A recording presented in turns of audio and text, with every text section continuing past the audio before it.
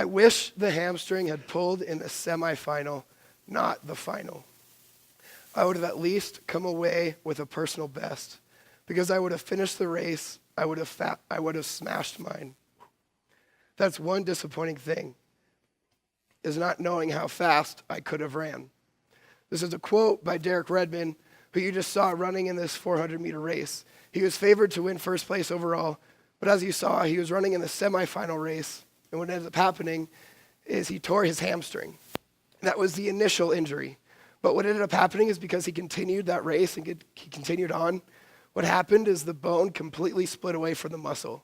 He had 7 operations within 18 months, essentially ending his whole running career. And yet, his biggest regret is not knowing how fast he could have ran. Today is the last day of 2017. If you were like me, you start to think of all the good things that happened in the past year. You know, I went to California for spring break. I graduated from college, got a job here at River Church, got an apartment. Or maybe you start to think of the bad things. Maybe there was a divorce. Maybe there was a loss of a loved one. Maybe there's a pile of debt that's just coming at you. Whatever it is, we tend to, if you're like me, it's the last day of the year, you tend to think on all the stuff that happened in the past year. You think about how can I end this year, go out with a bang, but then you also think about all the new resolutions that you want to make for the next year.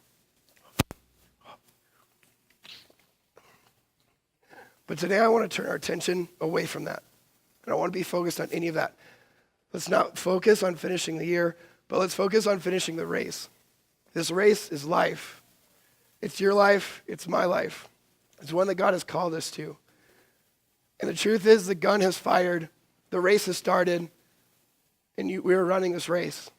So my question before we start this morning is, do you want to look back at the end of your race or the end of your life and ask yourself how fast you could have ran?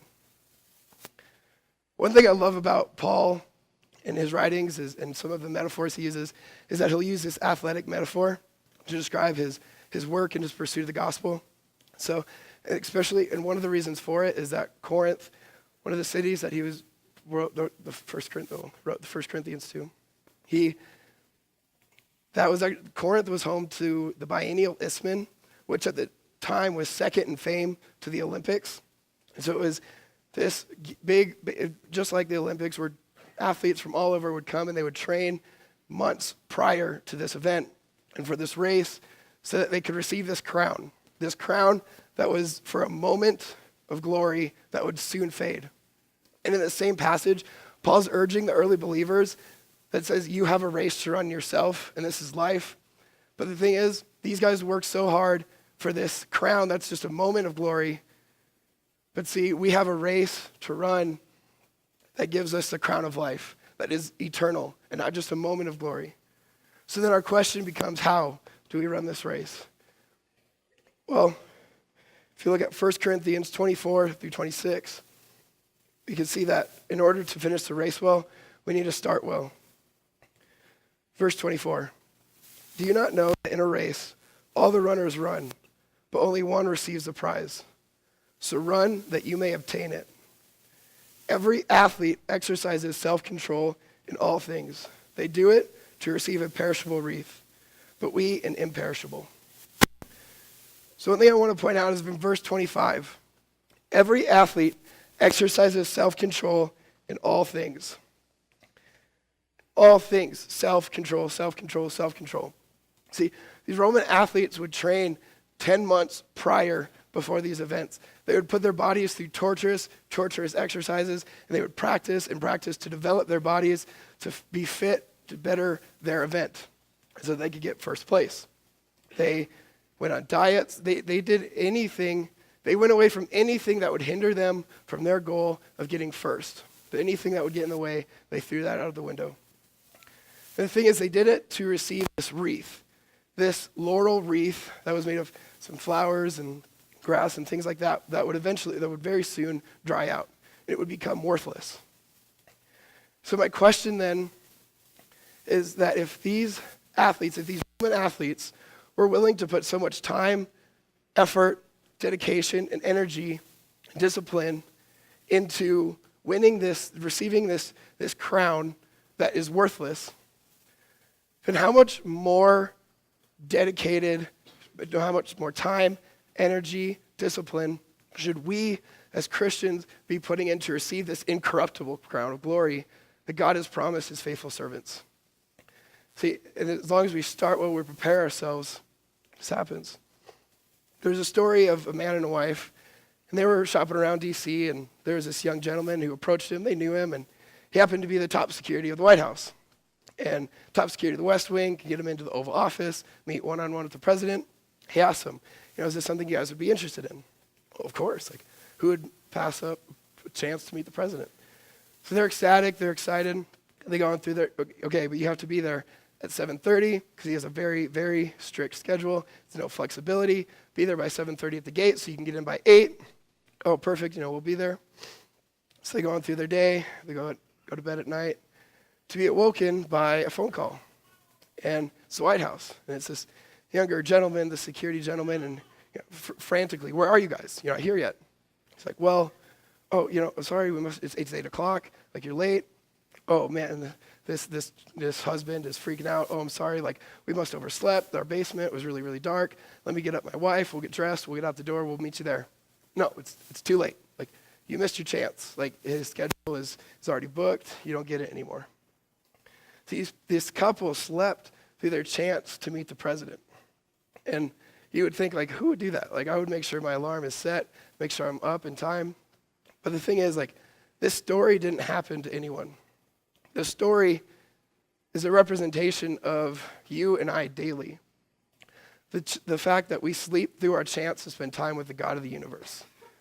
And I want to stop and say that I'm not at all saying that God is only in the morning. God is not the president, and God does not have a time slot that you have to be with him in the morning. But as long as if these athletes are going and they're preparing themselves and training themselves and practicing daily for this race, we need to be going daily, personal, intimate relationship with God, because he's who we get our fulfillment from, and he's who we get prepared from this in this race for. So it's whether it's in the morning or afternoon and at night, are you preparing yourself, and are you spending personal, intimate relationship with God daily to give you that endurance to keep going on with this race? Athletes had to train 10 months prior and over again and practice and practice and practice. We need to be daily preparing ourselves, because the thing is that when we go through life and we think that we don't have to prepare ourselves for the race and that we can just go on our day and our life without and don't need this break and this refreshment from God, that's when we can become to get disqualified. Which leads me to my second point. If we're going to finish the race, we cannot get disqualified. 1 Corinthians 26 through 27. So I do not run aimlessly. I do not box as one beating the air, but I discipline my body and keep it under control, least after preaching to others. So athletes go through sometimes just torturous and uncomfortable exercises, but they did it to win and receive their crown or their prize. Paul went through emotional and physical hardship, and he did it all for the glory and pursuit of the gospel. And he was not disqualified. And see, it says if he was not going out and preaching to others, then I should be disqualified. But he was going out and he was doing that, so he would not be disqualified. There are many ways to be disqualified in this metaphorical race, but there's also many ways to be disqualified in an actual race. Some I know personally. So one of the ways one of the ways that we get disqualified is by running outside of the path that is set before us. So let me explain this a little bit more. In high school, I did football, wrestling, and track. I loved all the sports, but I think the funnest sport I did was track. And the most fun year I had was my freshman year, and I decided it would be a good idea to run hurdles. It was not a good idea to run hurdles. I get ready, I'm ready. I had one day of practice, and then it's the day of a meet. And I'm ready, I'm going to run these hurdles in the day of the meet. There's audience, there's everyone to watch me. So I'm stretching, I'm preparing myself for the race. I get on my blocks, I'm ready. get in my position, gun fires, I'm running, I'm taking off. Jump over the first one, I'm doing pretty good, I'm keeping up with everyone else. Jump the second one, jump the third one, I'm doing great, until I come to the fourth one, and I don't jump soon enough. And rather than want to just face plant, I kind of just stop mid-race to try to back up, to reposition myself to jump over this hurdle. But I was so anxious in the moment that I didn't back up far enough. And so I tried to jump it again. Nope, got to back up again. This happened like 3 or 4 times. Everyone else was already finished with the race. I was like, oh my gosh, I have no clue what to do. I can't get over this one hurdle. So, I don't know, in the moment, I thought the best thing to do was I would just run around all those hurdles and then jump the rest of them. So that's what I did. And I thought I did pretty good, but as you can guess, I was disqualified because I stepped out of my lane, stepped out of the hurdle. So that's fun. But the truth is that God has a certain path for each one of us. It's all different. All paths are different because they're all personal and with Him. But everyone has a path. We each have a path. And the truth is, hurdles are going to come. Some, they're going to come at random times. They're going to come at the most inopportune times. Some are going to be higher. Some are going to be lower. But they are going to come your way. And you have to decide, is this hurdle going to allow me to affect and disqualify me from the race that I am running? Some hurdles could be the amount of debt that you have, the loss you are suffering, the sickness you are carrying, the divorce, the abuse, the drug abuse, whatever you fill in the blank. There's hurdles that are always going to come at our way, and you have to know, am I going to be able to jump over this hurdle, or am I going to try to just run around it and get disqualified? If anyone knows more about having hurdles being thrown at him and being disqualified and trying to disqualify him from the race, it's Paul. 2 Corinthians 11:24-28 says, 5 times I received at the hands of the Jews 40 lashes less one. 5 times I was beaten with rods. Once I was stoned. 3 times I was shipwrecked. A night and a day I was adrift at sea, on frequent journeys, in danger in rivers, danger from robbers, danger from my own people, danger from Gentiles, danger in the city, danger in the wilderness, danger at sea, danger from false brothers, in toil and hardship, through many a sleepless night, in hunger and thirst, often without food and cold and exposure. And apart from other things, there is a daily pressure on me and my anxiety for all the churches. If I could be as bold to ask that after reading what he went through, at what point would you have quit?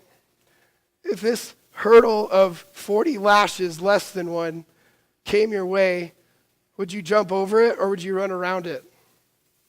So I don't know how I would answer that because it's so hard. But I want to be able to jump it. I want to focus on God so much that I can jump it. Running around our struggles rather than dealing with them will get us disqualified. Another way runners can get disqualified is by quitting early. So after the hurdle incident, I decided to stick to my cup of tea, which is shot put and discus. Until about 2 years later, we're at another meet, and one of my friends is not feeling very well during this meet, and he wasn't feeling good. He didn't want to run his race, but the coach was going to make him run anyways. So being the good friend I am, I said, sure, I'll run the 2-mile race with you. So I gear up to run this 2-mile race, having, again, no practice prior. I'm just going to get into this race and run it. And when you run a race that has like numerous laps, there's counters that will count your laps for you and wave you off when you're done. So as I'm running the race, and as it's going on, I start to notice a couple things. One, my teammate and friend who is not feeling well is ahead of me the whole time. And 2, I'm getting lapped by all these other people. But then I come to the end of my race, and I'm exhausted, and the counter, she waves me off, so I step off the track, think I'm done, I'm exhausted. But that's when I get confused, because again, I look, and I see that my teammate had just started his lap, another lap, and there were still people behind me that haven't finished yet. So like, this is weird, but I'm exhausted, I'm tired, I'll breathe, and then next thing I know, my coaches are all come running, and just freaking out, like, you had one more lap, you're not done yet. It's like, shoot. And I was not able to get back on just to say I finished the 2-mile, because I had stepped off the race, I had stepped off the track, I'd quit early. See, Paul didn't just jump over these hurdles that came his way, but he also didn't quit early. We know this because he was shipwrecked 3 times. He was whipped 5 times, beaten 3 times. If he was going to quit, he would have done it after the first one.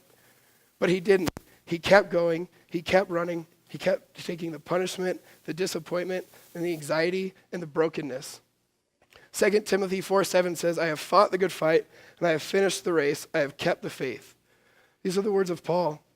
Paul finished the race because he started well. He did not get disqualified, and he did not look behind. One echo that I would always hear from my dad when in running a race is to not look behind. You could be in first place. You could be the first place runner, but the minute that you look behind is the minute that you lose your momentum. The writer of Hebrews is talking about this race of life as well, and he talks about these sins and these weights that cling so closely to us. And to me, it's easy to look back on those things. So if you would turn to Hebrews 12, 1 through 2, or look where it's on the screen. But therefore, since we are surrounded by so great a cloud of witness, let us also lay aside every weight and sin which clings so closely, and let us run with endurance the race that is set before us. Looking to Jesus, the founder and perfecter of our faith, who for the joy that was set before him endured the cross, despising the shame, and is seated at the right hand of the throne of God. To run the race before us, we must lay aside every weight and sin which clings so closely. It could be a sin. You could have your specific sin struggle that you feel just chained to, that maybe people don't know about, an addiction to something, whatever, that you have this secret sin, this struggle that keeps you back. But they also mention this every weight that can become a hindrances as well. These could be weights of past hurt or trauma that are keeping you from going forward. We cannot look at those things. If we are going to finish the race, we cannot be looking back at those things. So my 8th grade year, I'd always wanted a youth group.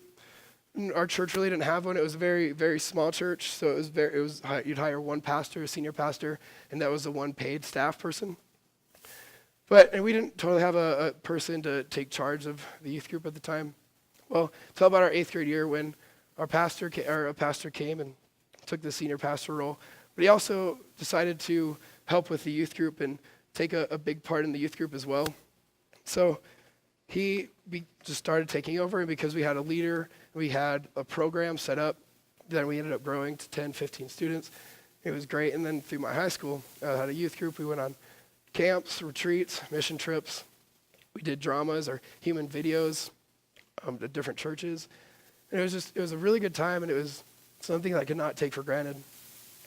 But then I came to college, and I got away from all that to Colorado and away from South Dakota, and I began to kind of start looking back on some things in my past, and I looked solely to those things and came away with the reality that throughout high school that I had been abused by my youth pastor.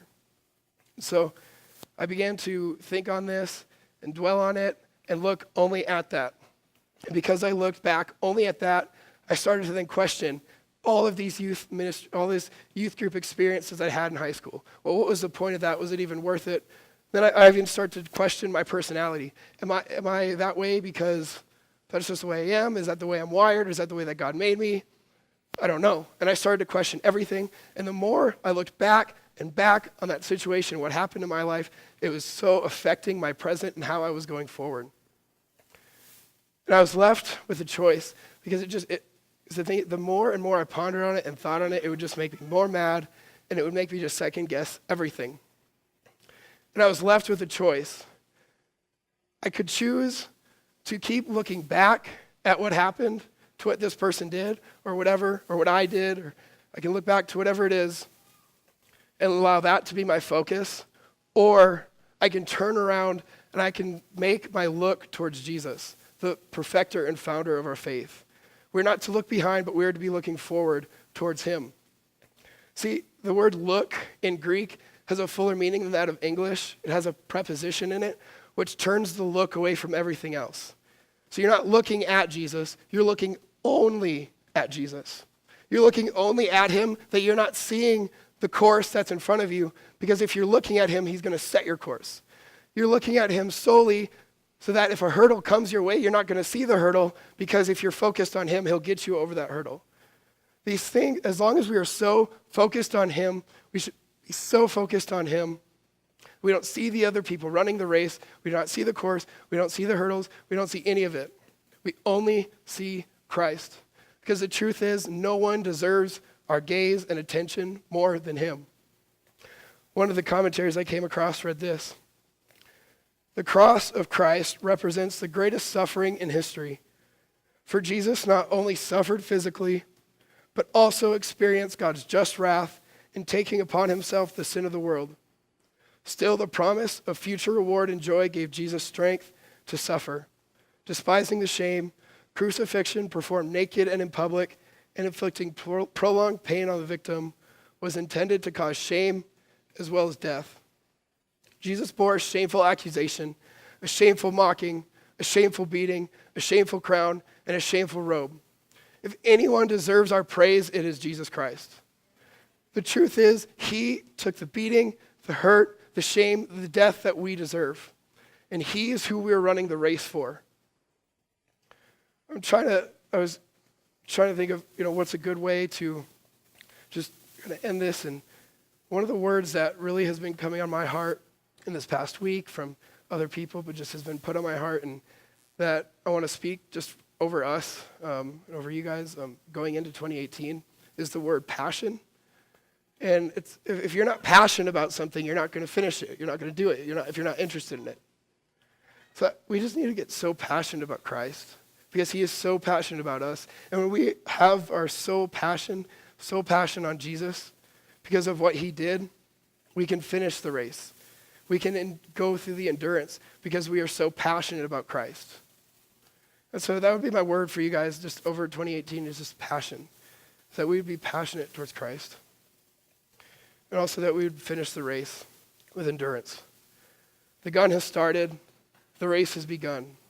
Are you running?